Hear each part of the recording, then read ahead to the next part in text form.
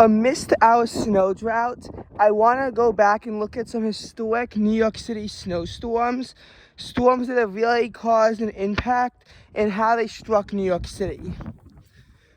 2022 did offer some of those back in January. January 28th to 29th, a blizzard slammed into New York City. Most of the impact was further out east on Long Island, so portions of state saw only a few inches of snow to over 2 feet on parts of Long Island. Where I live personally saw about 17 inches of snow. In total, there was only 8.3 inches in Central Park, but it still was enough to cause a lot of disruptions. 4 people died on Long Island from shoveling snow, and many highways were forced to close. January 7th, 2022 was also a bit of a surprise, and the 5.8 inches of snow that fell, with 6 to 9 inches falling on Long Island, led to a lot of slick roads and travel disruptions, especially because it was about 2 times more snow than was actually forecast. 2021 also had its fair share of storms in a, nor'easter run. But the most significant one out of all of them was definitely February 1st. From January 31st to February 2nd, a winter storm dumped 17.4 inches of snow on the city, 14.8 inches on February 1st alone. It's in the top 15 for biggest snowstorms in New York City history, and the amount that fell in New York City was consistent throughout most of Long Island. It was the biggest storm in the city in 5 years. The storm actually had a lot less casualties despite being more severe, and the impacts in general of the storm were actually about the same in our area, even though there was more snow, mainly due to the lighter snow out on Long Island and the fact that there was less wind with the system. 2.0 inches fell on the night of January 31st, ruining what would have been a nearly snowless January. Then February 1st saw 14.8 inches. After that, only 0.6 inches could pile up because eventually it turned into freezing rain and drizzle. Fun fact, Boston only saw about 1 to 3 inches of snow before changing to rain, despite it only being 35 in Boston while being 34 in Central Park. That's an interesting tidbit that actually led to both cities receiving the same seasonal snowfall of 38.6 inches. Despite, Boston normally seeing a lot more snow, whereas Central Park seeing a lot less snow than that usually. The snow was also enough to already thrust New York City into an above average snowfall year, and there would be about 10 more inches of snow throughout the rest of that February, but divided amongst multiple storms, hence therefore not worthy of mention. But there was one snowstorm from that winter that is worthy of mention. It certainly wasn't our largest snowstorm of all time, and we didn't get 40 inches, but we did get 10.5 from a storm on December 16th into 17th, maybe 15th into 16th. It was in a near cold wave. A high on 33 on day 3 is what made it not a cold wave. And we saw a lot of snow, 10.5 inches. It was our biggest December storm in 10 years, and it was definitely noteworthy in that sense. And it also done more than twice the seasonal snowfall from the previous winter. And guess what? 2019-2020 was a bit of a joke with storms, but even 2018-2019 wasn't that serious. And the storms in March were only notable for how many consecutive days of measurable snow there were. February 28th to March 4th all dumped measurable snow, only the third time in city history that 5 days in a row produced measurable snow. That being said, it was record-breaking in that regards, but it's hard to even discern which one storm would be the most disruptive out of all of them. I will say the storm from March 3rd to 4th did produce 5 inches and did force New York City's only cancellation for school due to snow in 2019. Hence, I decided against a better judgment that it deserves a mention here. But November 15, 2018 is definitely a storm that might go down in New York City history due to its impacts. It was just, groundbreaking. We had 6.4 inches of snow in November, and this became the second largest November snowstorm in New York City history, behind only one in the 1880s.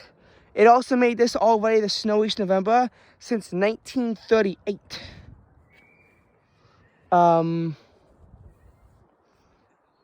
So, you got to look at that. And then we also have to realize the fact that of when it struck. This is a lot more than expected. And it struck during the evening rush hour commute. The George Washington Bridge was shut down, and it led to a catastrophic cascading traffic failure event throughout the city. It took some people up to 10 hours to actually wind up getting home after that absolute mess in the city.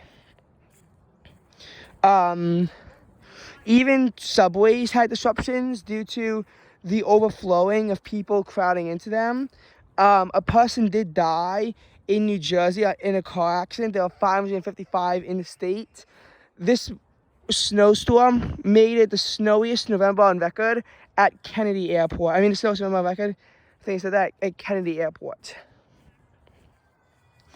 And it was also the earlier, at all NWS New York sites except Bridgeport, this became the biggest snowstorm so early in the season in Central Park. It became the biggest 6+ inch snowstorm so early in the season. And 2018 was not done with off-timely storms. On April 2nd, there was 5.5 inches of snow that fell down. It fell down between 5 and 10 a.m. and it became the largest storm in New York City history, where temperatures remained above freezing. The lowest it got was 33 degrees.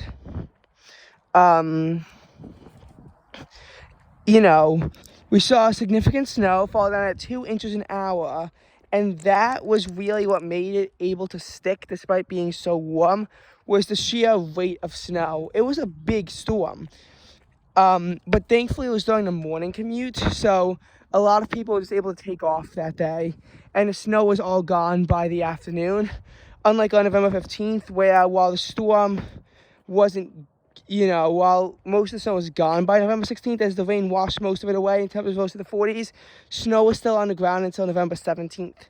Fun fact, the reason why it was so much more snow than predicted was because temperatures went from 36 down to 28, and then, which by the way, that 28 was the coldest it got in the season up to that point, and then only later on rose back to 36 before it started to rain again.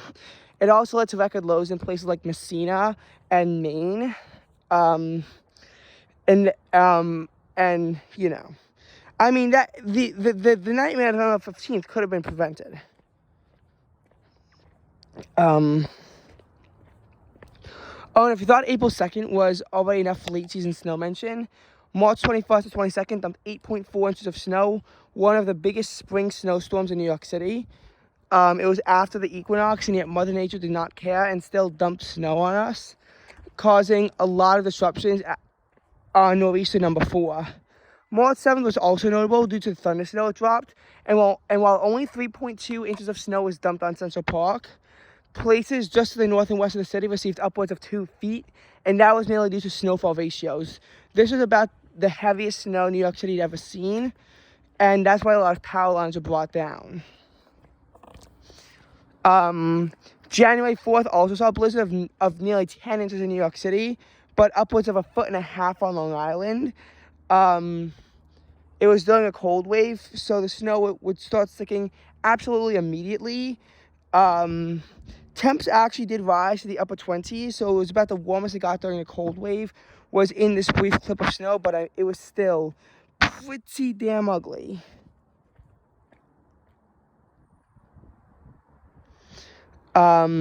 December 2017 was also not off the hook with snow, because on December 7th, a storm dumped about 4.7 inches of snow here, but it wasn't as disruptive here as it was in the south.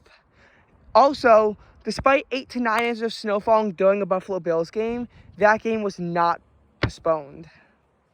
So I'm telling you, in the NFL, you don't get tickets back for refunds, and unlike in the MLB, they play during extreme conditions. They've played during negative 59-degree wind chills before, and you just have to live with that. And if you don't, they don't give refunds, and they're a lot less generous with calling stuff off than they are in, say, the MLB. Now, 2017 would also see a big storm on March 14th. It dumped 7.6 inches. It would have been a lot worse had the fact that it changed into rain. Cold rain, but still rain, which helped limit accumulations to where there were 15 inches plus in portions of New York further upstate. It helped limit our snow down to 7.6 inches, but it was still a daily record for snowfall. It was still a daily record for snowfall. Also, February 9th, after record warm temperatures of 62 degrees, winter returned with unprecedented vengeance and dumped 9.4 inches of snow. So the second mildest February in New York City at the time was actually classified as slightly above average for snowfall. Under our new classifications, it would be slightly below average. The next most recent big snowstorm in the city after that was January 23rd to 24th. Mainly the 23rd. Of course, we can't overlook New York City's biggest blizzard in history. An all-out travel ban was erected during the storm. 27.5 inches of snow fell, the biggest snowstorm in New York City history. It also became the snowiest January on record at Kennedy Airport. Just no way can it be overlooked. It was absolutely historic.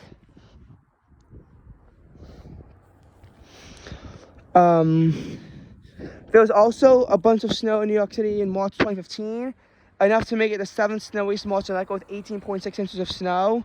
January 2015 was the blizzard that wasn't in New York City. It's only about 10 inches of snow was dropped, despite the subways being closed out of fear of 24 to 30 inches of snow. The National Weather Service actually issued an apology to the mayor of New York because people were frustrated because the subway had never been closed for snow before, and it turned out to not be that severe. And then in January 2015, you have the opposite scenario in which the snow was a lot more than initially forecast. Now, February and January 2014 just saw extreme event after event. It's hard to exactly single out one event, and I've struggled with my research on this, so I think this is the point of the video where we end it.